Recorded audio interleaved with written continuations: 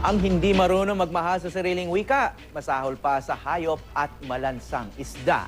Isa yan sa mga turo ng bayaning si Dr. Jose Rizal. Kaya naman tinututulan ng iba't ibang organisasyon at mga college professor ang utos ng Commission on Higher Education o CHED na tanggalin ang Filipino bilang mandatory subject sa kolehiyo. Sa memorandum ng CHED, wala na ang Filipino sa General Education Curriculum o GEC ng mga college student.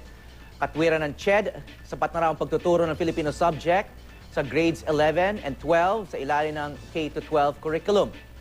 Ang National Committee on Language and Translation ng National Commission for Culture and the Arts o NCCA hiniling naman na magkaroon ng 9 na mandatory units ng Filipino sa lahat ng kurso sa kolehiyo.